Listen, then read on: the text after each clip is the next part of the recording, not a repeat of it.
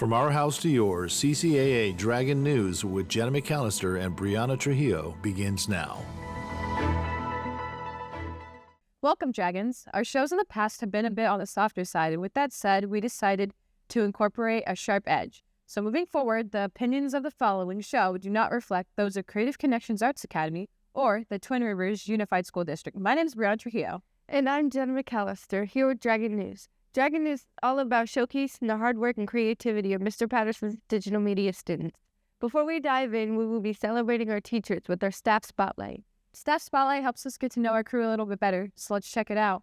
Here at CCAA, I teach a couple classes. I teach Living Earth, which is 9th grade, biology. I also teach for seniors and juniors. I teach AP biology on some years, and this year I'm teaching anatomy and physiology, so the body and the skeleton and how it works. I also do enrollment, so I help students with ARC.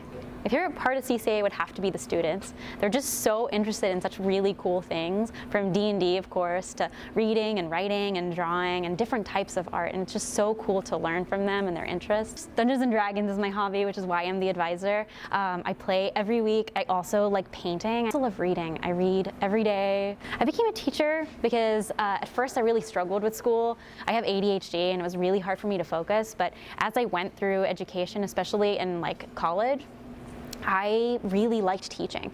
In school I did peer tutoring, and in college I helped teach a lab class. So it really made me interested in helping others who weren't understanding to understand a topic. That's amazing. It shows how much Miss Child loves teaching us and loves her D&D club. Thank you, Miss Childs, for all the work you do. Let's move on to our next segment, In My Opinion. Let's check it out. I'm Draven Robinson, the associate producer here at Dragon News, and I'm here with Ray Thomas, our chief correspondent, and we would like to welcome you to this new segment of Dragon News called In My Opinion. The opinions presented in this section are not the opinions of CCAA or the Twin Rivers Unified School District. In this installment, we will be sharing our opinion on a topic that affects more and more lives on a daily basis. Recently, two people not any different from you or I had their lives stripped from them in a violent turn of events because of the actions of one individual who should have never been able to carry out these actions in the first place. This took place in the morning of December 16, 2024. Across the U.S., schools face a constant danger, which we believe results from several factors. These include a lack of mental health support for students, the gun violence-centered culture in America, and a slow police response time. The first issue could be addressed more effectively by providing students with well-trained therapists on campus. These professionals would work closely with teachers and advisors to identify students who may be struggling. Additionally, there needs to be a crackdown on bullying, along with the abolition of the zero-tolerance policy. This rule often results in the bullied student facing the same consequences as the bully, which can exacerbate the problem. The second issue is the gun violence-centered culture in America. While I'm not advocating for a complete ban on guns, I believe that they should not hold the prominent position they currently do in society. Guns should not be revered, and individuals should not acquire them with the intent of using them on others.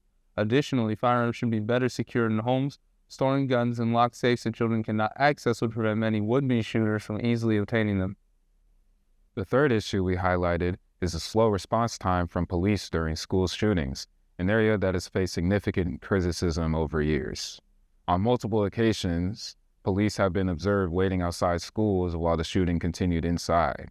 Reports also indicated that officers were often distracted, often seen on their phones, or not fully mentally present during the crisis. This delay in action has resulted in greater physical and psychological harm to students, exacerbating the trauma they experience. To address this issue, it's essential for law enforcement agencies to develop and practice faster, more coordinated responses to active shooter situations. This includes specialized training for officers in how to handle such critical moments and a shift in mindset towards prioritizing the safety of students and victims over other concerns. While these issues are solvable, it raises a question. Should schools have more security? We believe they should. Improved security would take a proactive approach rather than the reactive measures we've seen over the last 3 decades. Schools should be equipped with gates and locked doors with one main entrance and multiple exits. Additionally, there should be cameras and security guards equipped with only non-lethal options. During school hours, gates should remain locked and accessible only through a card scan or approval from the office. With that being said, we conclude this In My Opinion section. Thank you for your attention, and now back to your regular programming. That's really cool how students can share their opinions and concerns about our school. I know, right? Speaking of concerns, one big concern around the community right now is digital media manipulation, which brings us into our next package. Let's check it out.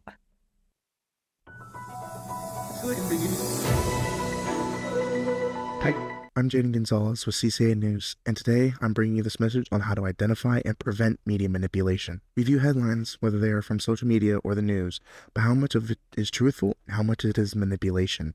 Let's break it down. Headlines are designed to grab your attention, but they don't always tell the full story. For example, a headline might say, "Controversial speaker causes uproar," but the details often show a more balanced perspective. Always read beyond the lines. Media often uses emotional hooks like powerful visuals or sad music to influence your feelings. This doesn't always mean the story is false, but it's a sign to think critically and ask, why are they presenting it this way? Here's how you can avoid manipulation from media. 1.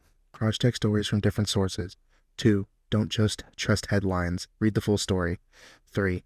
Look for facts, not opinions. It's full of source being some say, it's probably biased. Staying informed means staying in control. Think critically and don't let headlines decide what you believe. This has been Jaden Gonzalez of Dragon News. See you back in the studio. That was very informative and helpful. I feel the same. Now it's time for a few reminders. On the 20th of this month, there is no school due to Martin Luther King Jr. Day. Another reminder, the Winter Dance is coming up on the 31st of this month, as well as Spirit Rally Day on the same day. For more information, speak to Senior Murillo in B1. We'll be right back after this brief message. Welcome to Creative Connections Arts Academy. Established in North Highlands, California in 2008. We are an inclusive charter school that integrates art into our education by committing to the nature of the whole child.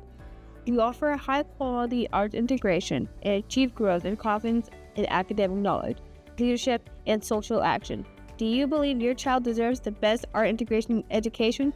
Contact us at 916-566-3470 or at 6444 Willera Road for the best chance to see your child succeed in art education. That's all for this episode of Dragon News. I'm Brianna Trujillo. And I'm Jenna McAllister. And this is Dragon News.